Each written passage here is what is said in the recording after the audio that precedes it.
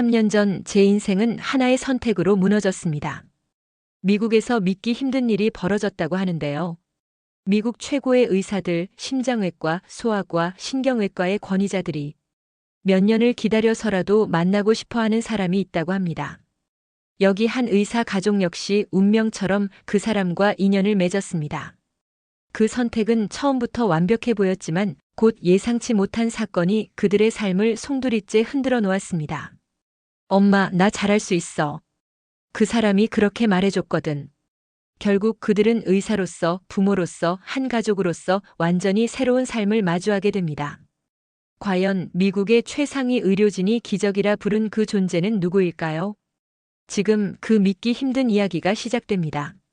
지금 즉시 수술실로 와주세요. 환자가 위험합니다. 응급 호출을 받고 달려가는 순간에도 귓가에는 아침에 그 말이 맴돌았습니다. 죄송합니다, 어머님. 더 이상 예단과 MR을 맡아드릴 수가 없을 것 같네요. 보스턴 메모리얼 병원 최연소 심장외과 과장. 그 타이틀은 10년의 땀과 희생의 증거였지만 오늘 아침 그 자부심은 한순간에 무너졌습니다. 지난 한 달간 세 곳의 데이케어 센터에서 퇴소 권고를 받은 우리 쌍둥이들. 에단의 공격성과 에마의 산만함이 심각한 수준이라는 평가였죠. 퇴소 통보서를 보던 손에서 힘이 빠졌어요. 수백 번의 심장을 살려냈지만 내 아이들의 마음 앞에서는 그 어떤 기술도 무용지물이었습니다. 구겨진 퇴소 통보서가 주머니 속을 무겁게 짓눌렀어요. 계속 이렇게라면 내가 쌓아온 모든 걸 내려놓아야 하나? 떨쳐내려 했던 고민이 또다시 머릿속을 맴돌았죠. 그 순간 호출기가 울렸고 응급실에서 다급한 목소리가 들려왔습니다. 펠프스 과장님, 환자 심장이 멈췄습니다. 순간 머릿속이 하얘졌어요. 일과 가정을 저울질하던 고민은 멈춰가는 심장 앞에서 무의미해졌죠.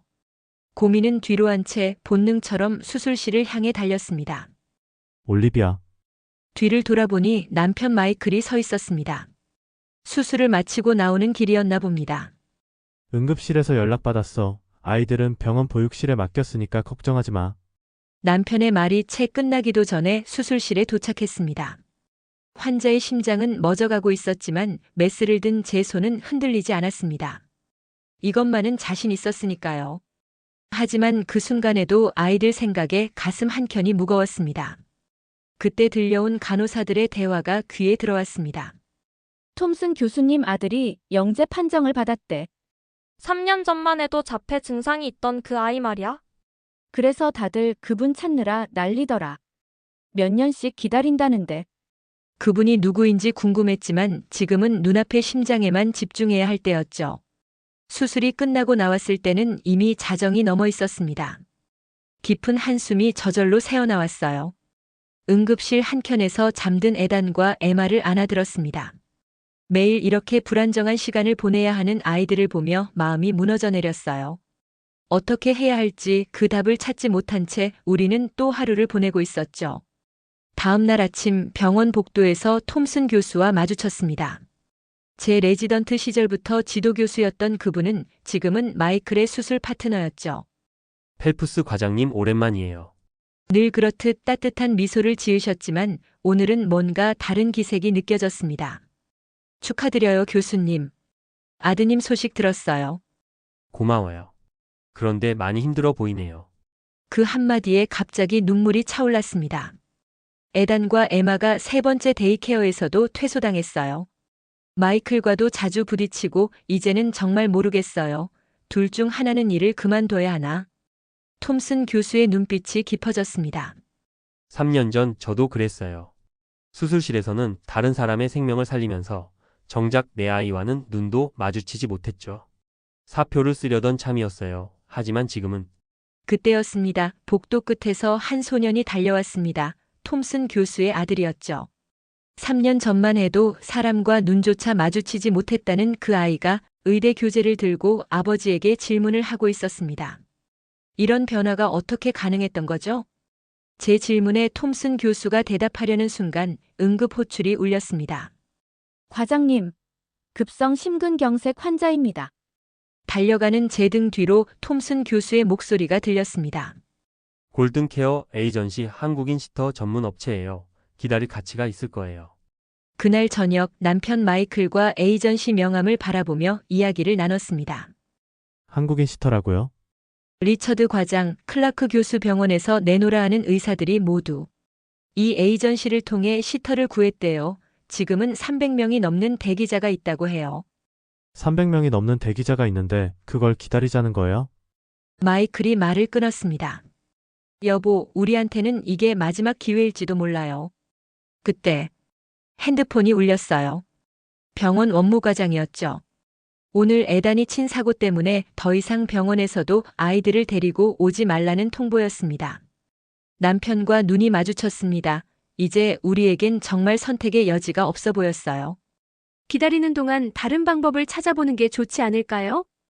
발만 동동 구르고 있을 때 병원 동료가 다른 에이전시를 소개해줬습니다.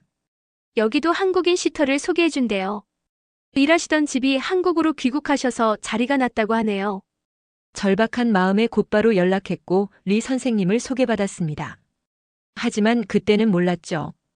이 성급한 결정으로 우리가 곧 얼마나 큰 시련을 겪게 될지, 그리고 그 시련이 우리 가족을 어떻게 변화시킬지도 말이에요. 면접 날 리 시터는 인상적이었습니다.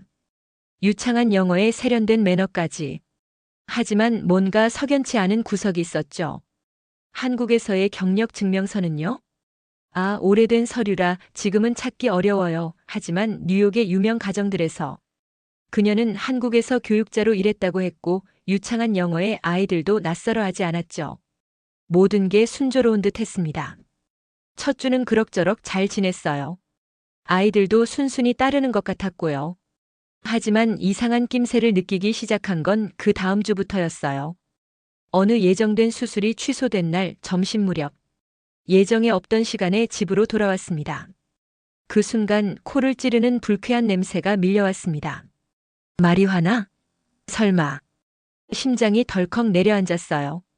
정원을 돌아보는 순간 리 선생님이 담배를 피우는 듯한 자세로 서 있었고 그 손에 들린 건 분명 마리화나였습니다. 뭐 하는 짓이에요? 아이들은요? 아, 올리비아. 안에서 자고 있어요.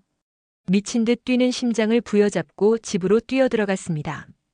거실은 엉망이었고 아이들은 싱크대 위에 올라가 장난을 치고 있었습니다. 엄마, 배고파. 리 선생님이 주는 건 이상한 냄새가 나서 못 먹겠어.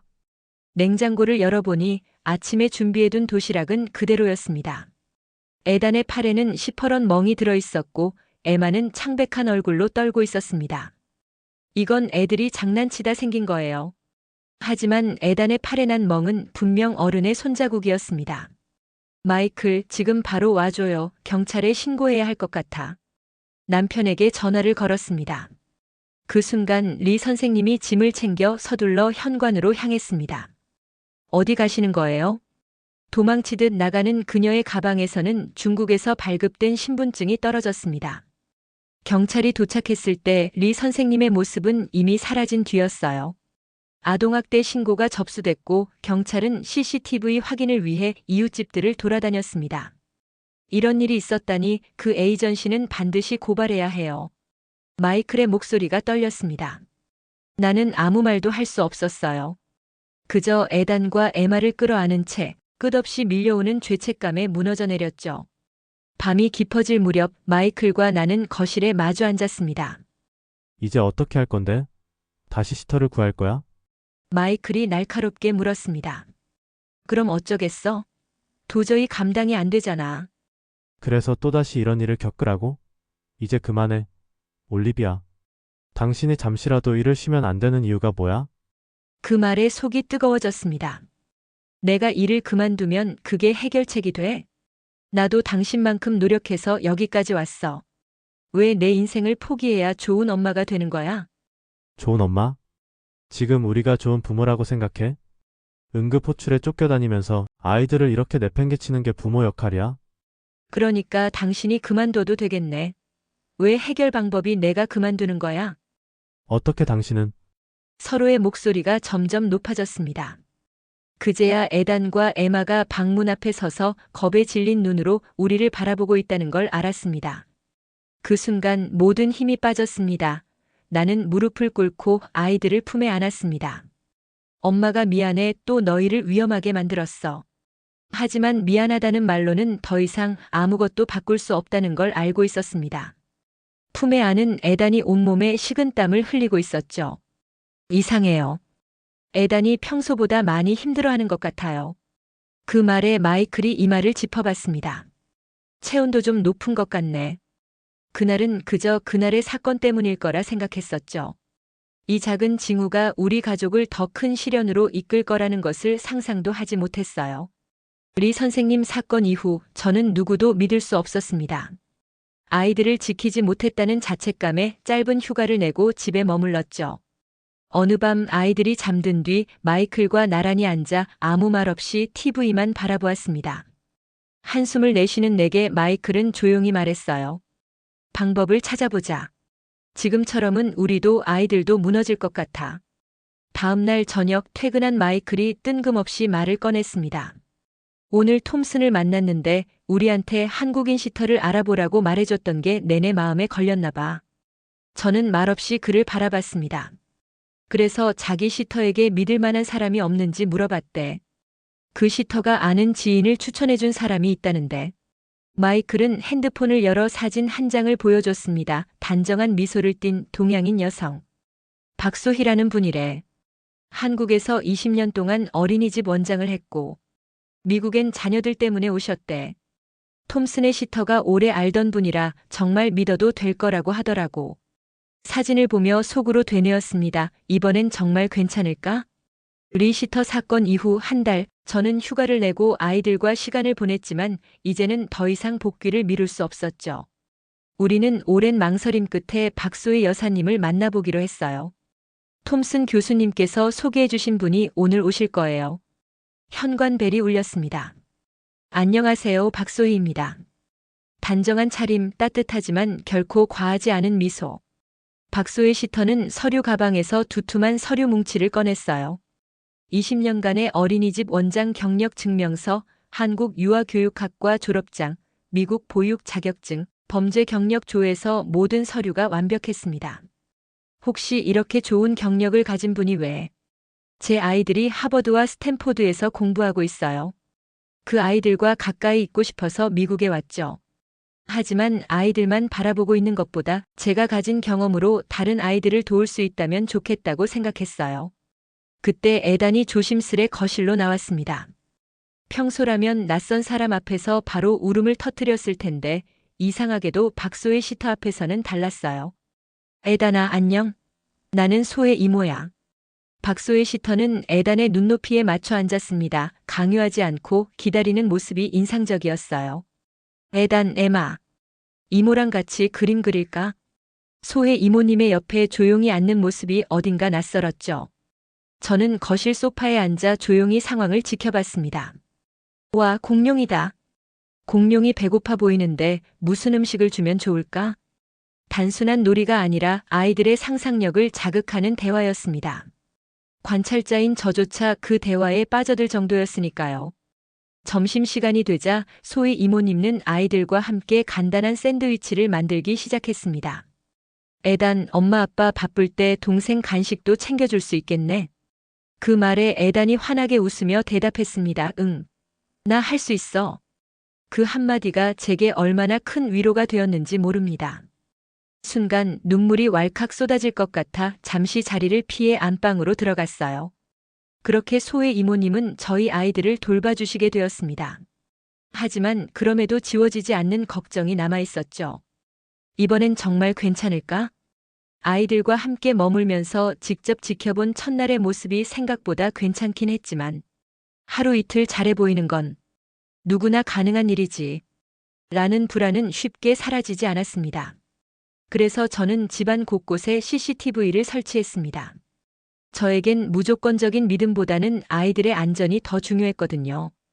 병원에서 퇴근한 뒤 현관문을 열고 집에 들어서자 거실 테이블 위에 커다란 종이가 펼쳐져 있었습니다.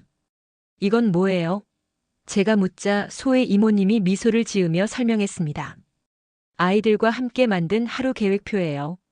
아이들은 예측 가능한 하루를 보낼 때 안정감을 느끼고 그래야 감정 조절도 더 잘하게 되거든요. 놀랍게도 아이들은 그 일정에 따라 스스로 행동하고 있었습니다. 아침엔 스트레칭, 점심엔 간식 만들기, 저녁엔 책 읽기. 그날 밤 침대에 누워 CCTV 영상을 다시 확인했습니다. 정해진 시간에 스스로 간식을 준비하고 책을 읽는 아이들의 모습이 화면 속에 고스란히 담겨 있었죠. 소혜 이모님의 교육 방식은 기존 시터들과는 달랐습니다. 무엇보다 지시가 아닌 대화를 중심으로 모든 상황을 해결해 나가는 모습이었어요. 아이들은 자율성을 가질 때 책임감도 함께 자라요. 소혜 이모님의 말이 점점 실감나기 시작했죠. 아이들이 안정을 찾아가면서 저와 마이클의 관계도 조금씩 달라졌습니다. 예전 같았으면 퇴근 후 지친 얼굴로 아이들 상태부터 확인했을 텐데 이제는 서로의 하루를 묻고 함께 저녁을 준비하는 여유가 생겼습니다. 한 달이 지나자 아이들은 눈에 띄게 변했습니다. 아침이면 스스로 침대를 정리하고 아침 식사 후엔 자기 접시를 싱크대에 가져다 놓았습니다. 무엇보다 놀라웠던 건 에단이 화를 참는 법을 배우기 시작했다는 겁니다. 어느 날 CCTV 화면에서 에단이 무너진 레고 블록을 앞에 둔 채 화가 난 얼굴로 소혜 이모님을 바라보는 모습이 보였습니다. 그때 소혜 이모님은 이렇게 말했습니다. 에단, 화가 많이 났구나. 하지만 화가 날 때는 어떻게 해야 했더라? 잠시 고민하던 에단은 주먹을 꽉 쥔 채 천천히 숨을 들이쉬고 내쉬었습니다. 이렇게 맞죠, 이모? 그 모습을 보고 눈물이 왈칵 쏟아질 뻔했어요. 고작 한 달 만에 이런 변화가 가능하다니 정말 믿을 수 없었습니다. 소혜 이모님은 아이들의 일상을 철저하면서도 따뜻하게 관리했어요. 하루의 시작과 끝은 늘 대화로 마무리했고 아이들은 칭찬과 격려 속에서 작은 성공을 반복하며 자존감을 키워갔습니다. 한국에서는 아이들에게 함께하는 법을 먼저 가르쳐요. 그래야 사회에서도 가정에서도 잘 적응할 수 있으니까요. 그 말이 왜 그렇게 가슴 깊이 와닿았을까요? 저는 그제야 깨달았습니다. 좋은 부모란 모든 걸 완벽하게 해내는 사람이 아니라 아이와 함께 성장해가는 사람이라는 걸요. 아이들과 함께하는 평온한 나날 소희 이모님과 함께한 지 2달. 에단과 에마는 하루하루 눈에 띄게 달라지고 있었습니다. 에단은 더 이상 화를 내지 않았고 에마는 집중해서 퍼즐을 맞추는 시간이 늘어났습니다. 무엇보다 아이들의 웃음소리가 집안을 가득 채웠습니다.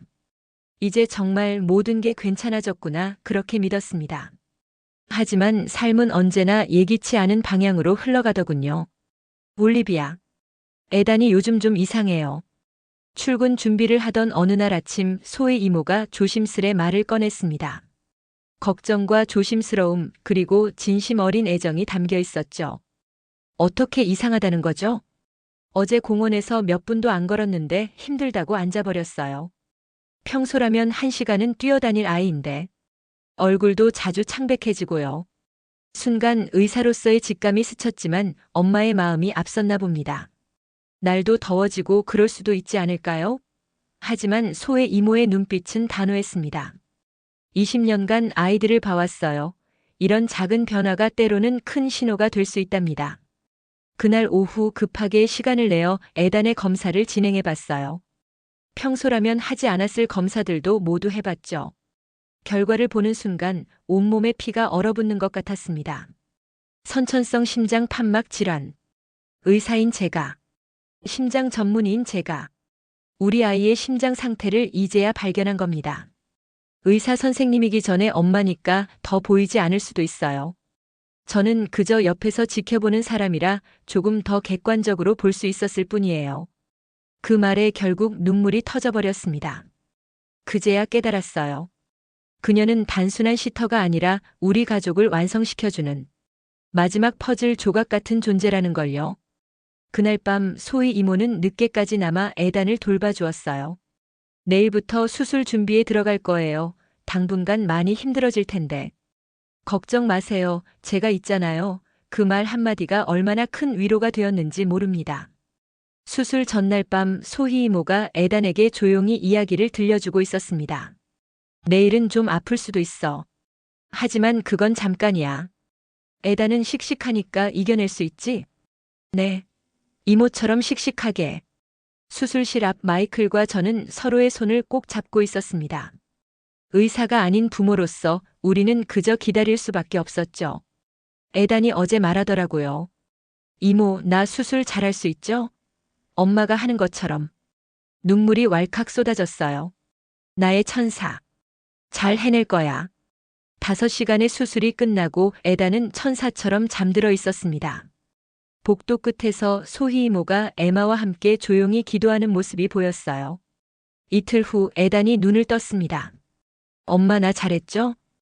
희미한 미소를 짓는 애단을 보며 우리 가족 모두가 울었습니다. 소혜 이모가 조용히 병실을 나가려 했지만 애단이 그녀의 손을 잡았습니다. 이모 고마워요. 이모가 있어서 안 무서웠어요. 그 순간 그녀의 눈물을 보았습니다. 늘 강인하기만 했던 그녀가 아이를 위해 울고 있었죠. 애단의 회복은 놀라웠습니다. 의사들은 한 달은 걸릴 거라 예상했지만 2주 만에 일반 병실로 옮길 수 있었어요.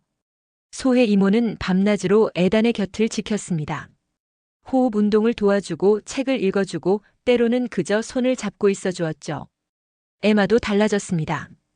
매일 오빠의 병실을 찾아와 그림을 그려주고 장난감을 정리하고 이전과는 다른 모습을 보여주었어요.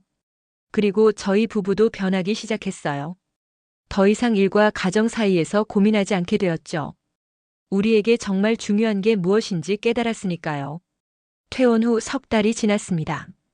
애단은 완전히 달라진 아이가 되어 있었어요. 엄마, 오늘은 내가 에마 간식 챙겨줬어요.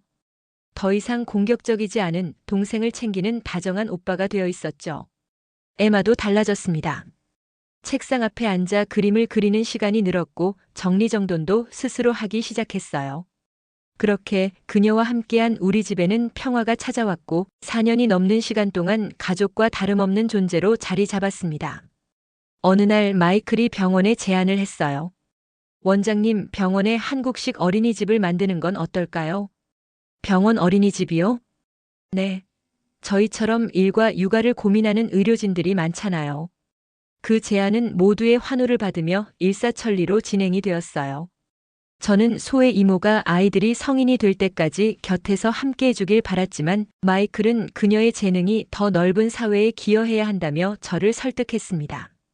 이모님, 저희 병원에 한국형 어린이집이 생기게 되었어요. 선생님, 아니, 원장 선생님이 되어주시겠어요? 그녀는 잠시 망설였습니다.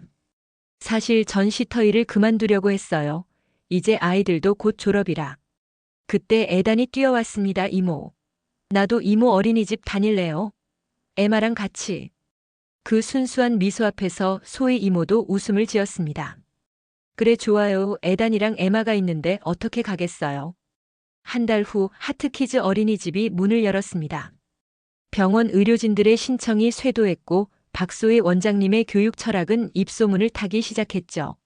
한국식 교육의 핵심은 서로를 배려하는 마음이에요. 그게 바로 진정한 교육의 시작이죠. 오늘도 출근길에 어린이집에 들러 아이들을 보면서 생각합니다. 수많은 생명을 살려온 의사였지만 정작 우리 가족의 삶을 살려준 건 한 명의 한국인 시터였다는 걸요.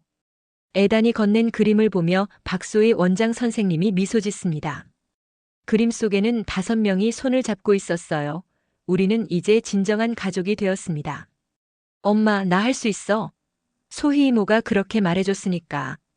진짜 기적은 화려한 수술실이 아니라 아이들의 마음속에서 싹트는 희망이었어요. 지금도 애단과 에마는 소희 이모와 함께 웃으며 새로운 하루를 맞이하고 있습니다. 그녀가 우리 가족의 가장 소중한 퍼즐 조각이 되어준 것처럼 누군가에게도 그런 존재가 필요하지 않을까요? 이것은 한 선택이 가져온 진짜 기적에 관한 이야기였네요. 여러분은 이런 순간을 겪어보신 적 있나요? 누군가의 작은 도움이나 한마디가 인생을 바꿔놓았던 순간이 있다면 댓글로 나눠주세요. 당신의 이야기가 또 다른 누군가에게 희망의 빛이 될 수도 있으니까요. 함께 해주셔서 감사합니다. 지금까지 놀라운 감동 사연이었습니다.